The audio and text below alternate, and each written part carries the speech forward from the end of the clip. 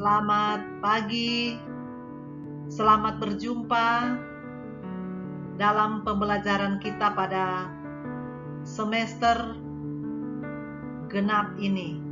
Untuk kelas 11 berarti ini adalah semester 3. Setelah beberapa saat kita libur kenaikan kelas, maka pada hari ini merupakan awal pembelajaran kita yang perdana.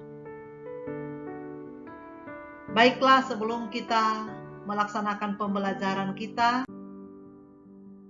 orang yang percaya kepada Tuhan Yesus, kita terlebih dahulu meminta kekuatan melalui doa. Kita berdoa. Bapa di sorga, Bapa yang kami sapa dan kenal di dalam nama Tuhan Yesus Kristus, kami bersyukur, berterima kasih oleh karena di awal pembelajaran kami hari ini, kami boleh diberi kekuatan kesehatan. Kami percaya bahwa semuanya ini boleh terjadi karena kemurahan dan kasih Tuhan belaka. Saat ini ya Bapa, kami akan mulaikan pembelajaran kami.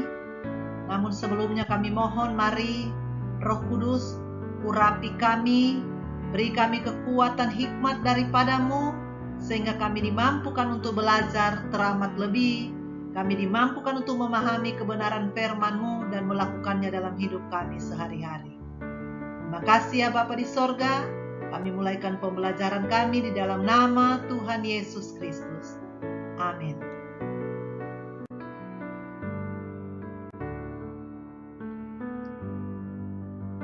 Dari topik pembelajaran kita hari ini, yaitu di bab 1 Allah membentuk keluarga, maka kita melihat tujuan pembelajaran kita. Tujuan pembelajaran kita setelah siswa belajar,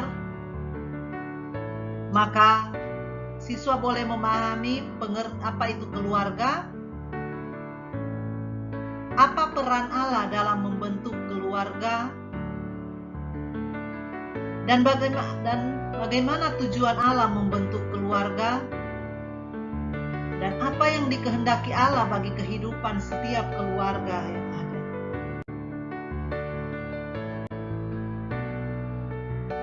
Pertama, kita melihat apa itu keluarga. Keluarga adalah persekutuan antara ayah, ibu, dan anak, dan ataupun tanpa anak. Semua orang lahir dan bertumbuh di dalam keluarga.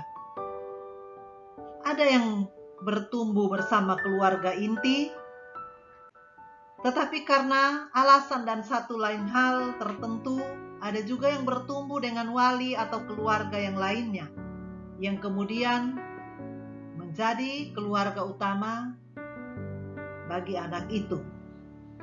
Kamu pun tentu bertumbuh juga di dalam keluarga, bukan?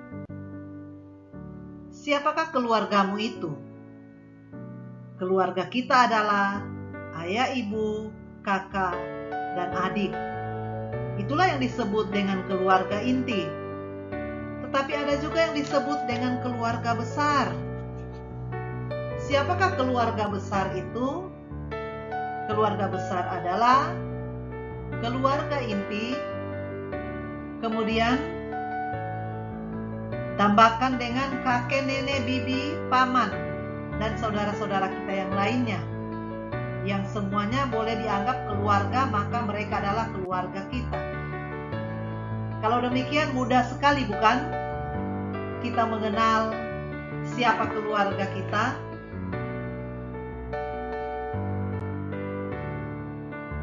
Yang kedua, apa peran Allah dalam membentuk keluarga? Peran Allah dalam membentuk keluarga, maka sudah pasti kita akan melihat bahwa Allah membentuk, menuntun dan memberkati keluarga agar keluarga itu hidup bahagia. Allah berkata di dalam Kejadian 2 ayat 18, tidak baik kalau manusia itu hidup seorang diri. Maka Allah menjadikan penolong baginya, bagi Adam yang sepadan dengan dia. Sejak semula Allah hendak menyatukan dua insan, yaitu laki-laki dan seorang perempuan untuk menjadi satu keluarga.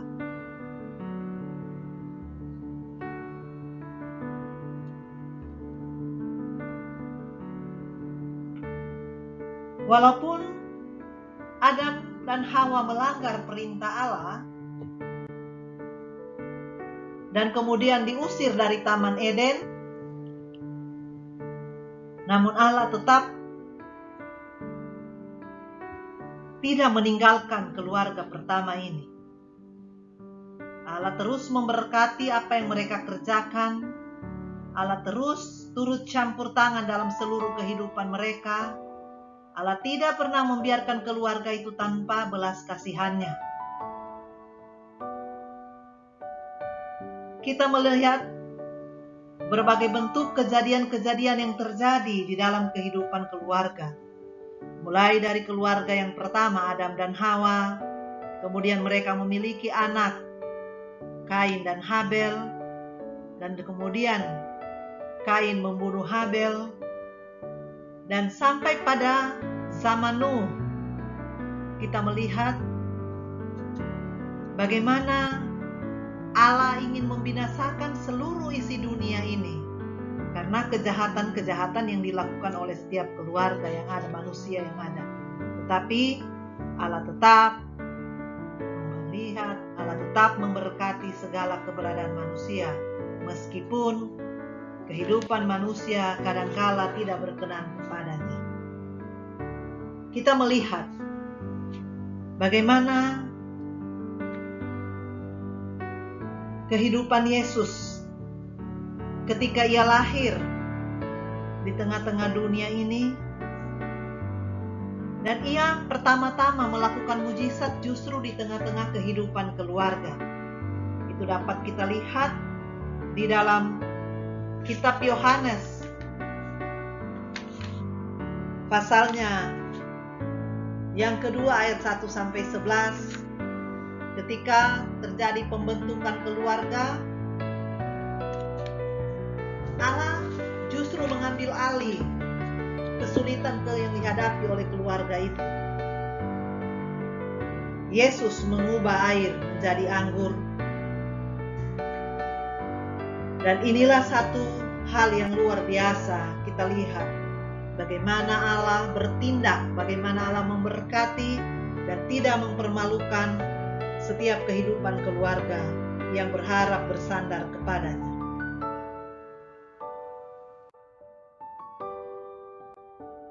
Sedangkan tujuan Allah membentuk keluarga, tentu saja Allah memiliki tujuan. Ada beberapa hal yang bisa kita lihat tujuan Allah membentuk keluarga.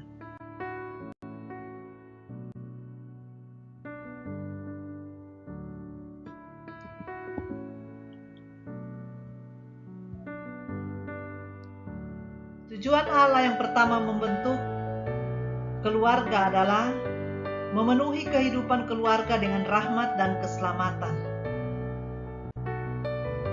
Nah, mengapa Allah memenuhi kehidupan keluarga dengan rahmat dan keselamatan? Karena setiap keluarga itu sangat-sangat dicintai oleh Allah. Ingat bahwa yang membentuk keluarga itu adalah Allah sendiri. Nah, oleh sebab itu, tentu Allah menginginkan sesuatu hal terjadi pada kehidupan keluarga. Sedangkan yang kedua, Allah ingin bahwa setiap kehidupan keluarga membangun iman kepada Kristus. Inilah yang tujuan kedua dari tujuan Allah membentuk setiap keluarga. Membangun iman apa yang dimaksudkan dalam kehidupan keluarga? Karena Allah memiliki misi terhadap setiap keluarga.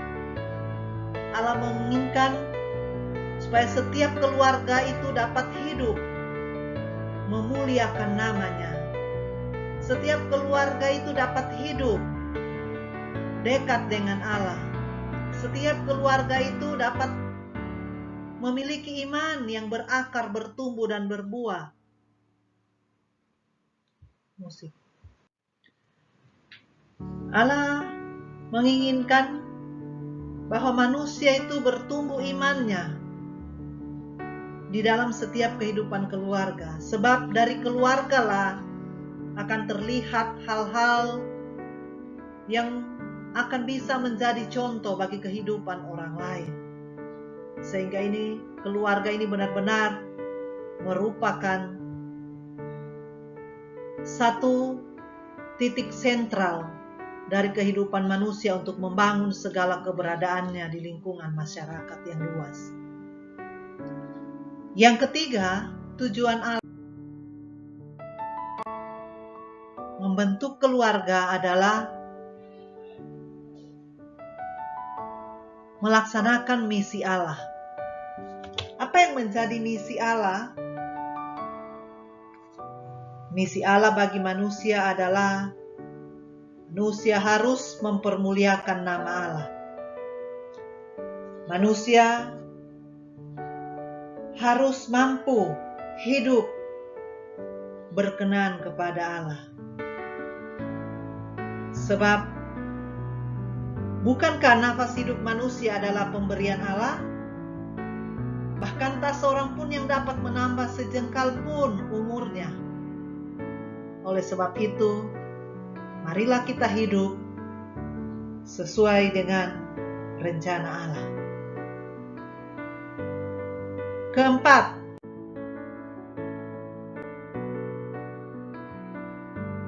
supaya kita saling melengkapi, saling menerima, dan saling mengasihi.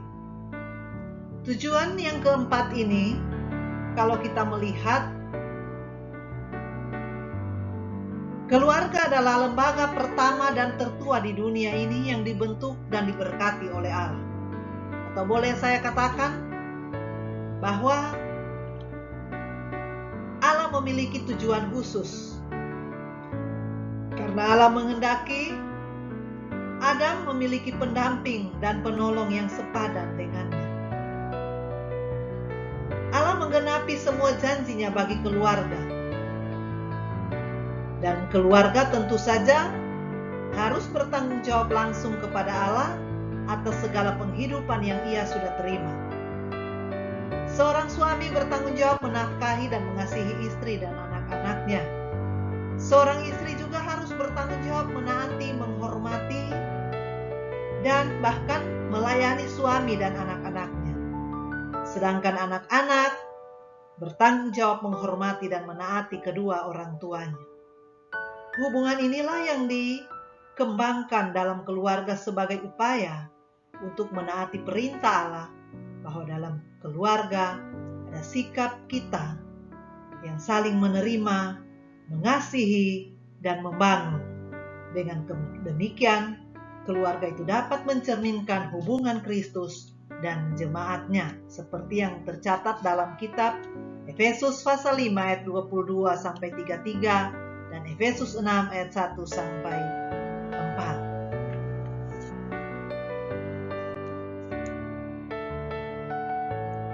Kalau demikian, apa yang Allah kehendaki dalam kehidupan keluarganya? Kehendak Allah bagi kehidupan keluarga adalah keluarga yang taat dan melakukan firman-Nya dan kehendak Allah dalam kehidupan bersama. Kalau kita perhatikan bagaimana cerita tentang Abraham, waktu Allah menginginkan keluarganya untuk keluar dari Ur Kasdim, Allah belum memberikan alamat yang jelas dan tempat yang dituju kepada Abraham. Tetapi Abraham melakukan kehendak Allah. Belum ada jaminan terhadap Abraham kecuali hanya perintah dan janji. Tetapi kalau kita perhatikan kehidupan Abraham berhasil mengikuti kehendak Allah. Bukan hanya untuk dirinya sendiri, tetapi tentu saja ia bersama keluarganya. Kita lihat juga contoh yang kedua, Sakeus.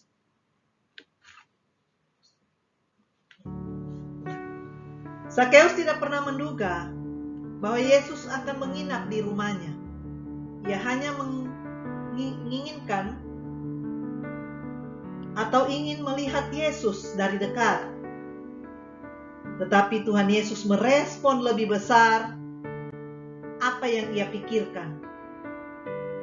Walaupun dalam situasi yang sama orang lain mencibir ketika Yesus sudah bersedia makan dan minum bersama Sakeus, si orang berdosa itu.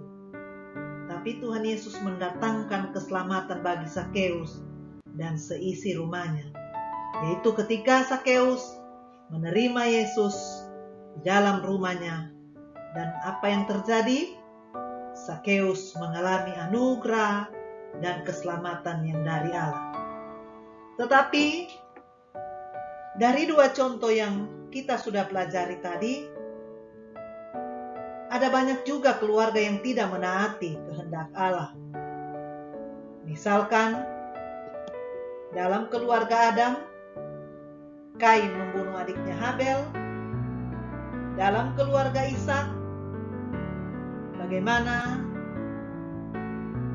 Esau dan Yakub memperebutkan berkat dari Ishak sehingga harus terjadi tipu menipu di dalam keluarga. Ishak lebih mengasihi Esau, sedangkan Ribka lebih mengasihi Yakub. Keluarga Akan juga akhirnya menerima hukuman Tuhan akibat ketidaktaatannya kepada Allah. Dan satu lagi yang bisa kita lihat, contoh Imam Eli. Karena ia tidak mendidik anaknya dengan baik, yaitu Hofni dan Pinehas, maka Tuhan mendatangkan hukuman mati bagi mereka sekeluarga. Inilah beberapa contoh yang kita lihat apabila orang tidak taat dengan kehendak Allah. Tapi biarlah melalui pembelajaran ini anak-anakku sekalian dapat belajar melihat situasi-situasi ini, dapat belajar mengenal Allah itu lebih dekat, dapat melihat bagaimana keluarga yang diberkati oleh Allah dan bagaimana keluarga yang tidak diberkati oleh keluarga yang hidupnya tidak sesuai dengan perintah Allah. Itulah pembelajaran kita hari ini.